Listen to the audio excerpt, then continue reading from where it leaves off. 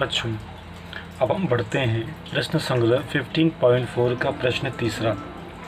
संलग्न आकृति में कुछ माप दिखाए हैं, इसके आधार पर चतुर्भुज ABCD का क्षेत्रफल ज्ञात कीजिए। ये आपका चतुर्भुज ABCD है, ये कुछ आपको माप आपको दिखाए गए हैं।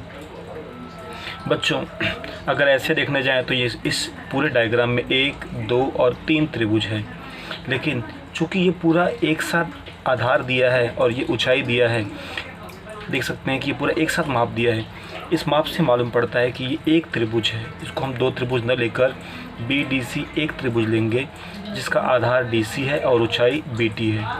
चूँकि ये भी समकोण त्रिभुज है जिसमें आधार और ऊंचाई पता है, तो हम ये दोनों ही क्षेत्रफल आपको 1/2 आधार गुणे ऊंचाई से मिल जाएंगे।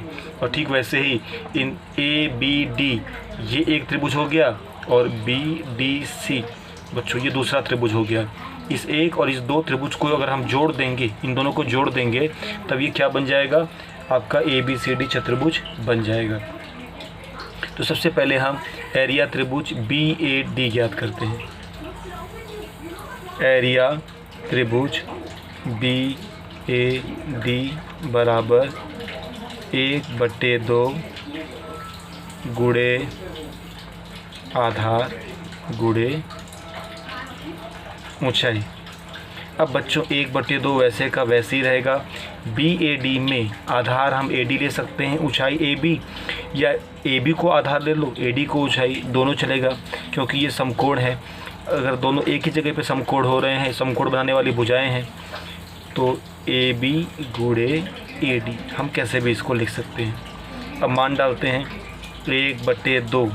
AB कितना है बच्चों, AB है 40 मीटर, तो AB की जगह पे आ जाएगा 40, और AD कितना है 9।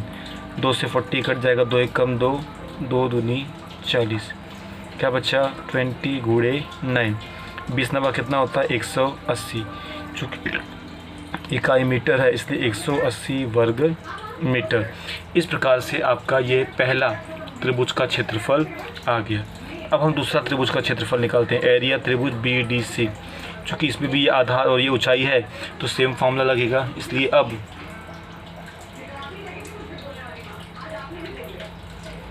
एरिया त्रिभुज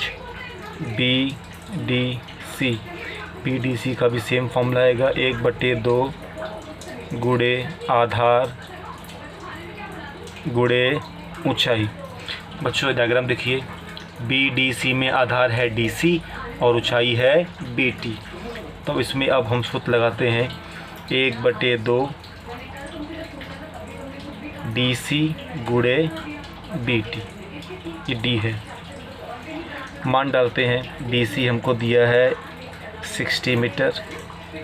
आप देख सकते हैं यह डायग्राम में, आपको यहाँ देखिए DC दिया है 60 मीटर और BT दिया है 13 मीटर। ये मान यहाँ पे रखना है 60 और 13। 2 1 कम 2, 2 3 6 कट जाएगा, आपको मिलेगा 30 गुणे 13। 30 में 13 से गुणा करिए, 13 3 39 और ये 0, 390 वर्ग मीटर। इस प्रकार से आपको पहले वाले त्रिभुज का क्षेत्रफल 180 वर्ग मीटर और एरिया ट्रायंगल BDC मतलब त्रिभुज BDC का क्षेत्रफल 390 वर्ग मीटर मिल गया। इसलिए अब जैसा हमने आपको पहले बताया था कि आपको एरिया चतुर्भुज ABCD ज्ञात करना है। बच्चों A का मतलब होता है एरिया, एरिया को हम क्षेत्रफल कहते हैं। तो चतुर्भुज ABCD का जो क्षेत्रफल है वह इन दोनों त्रिभुज के क्षेत्रफल के योगफल के बराबर होगा। तो एरिया ऑफ ट्रायंगल, एरिया त्रिभुज BAD जो पहला वाला त्रिभुज था बच्चों, प्लस एरिया त्रिभुज BDC, मतलब आपको दोनों त्रिभुज के क्षेत्रफलों को जोड़ना है। एरिया त्रिभुज BAD आपको कितना मिला 180 वर्ग मीटर और एरिया त्रिभुज BDC कितना मिला है 390 वर्ग मीटर। तो 180 प्लस 390 दोनों को जोड़ देंगे, 9 8 17, 570 वर्ग मीटर। चूँकि शाब्दिक प्रश्न था इसलिए लास्ट में फाइनल से लिखेंगे, इसलिए चतुर्भुज ABCD का क्षेत्रफल 570 वर्ग मीटर होगा। तो इस प्रकार से बच्चों ये सवाल यहीं पर समाप्त होता है। आपको मैं बाद में इसका PDF सेंड करूंगा, जिससे देखकर आप इसको लिख सकते हैं। तो इस प्रकार हमारा 15.4 एक्सरसाइज यहीं पर समाप्त होती है। बच्चों 15.5 एक्सरसाइज में 2 सवाल हैं। ये आपको सेल्फ स्टडी के लिए है, मतलब इससे संबंधित सवाल हम परीक्षा में नहीं पूछेंगे। आप इसका घर पे स्वयं अध्ययन कर सकते हैं। अब हम आगे बढ़ते हैं बच्चों अपने एक्सरसाइज की तरफ। अगला हमारा टॉपिक है वृत्त का क्षेत्रफल। उसको हम अगले वीडियो में देखेंगे।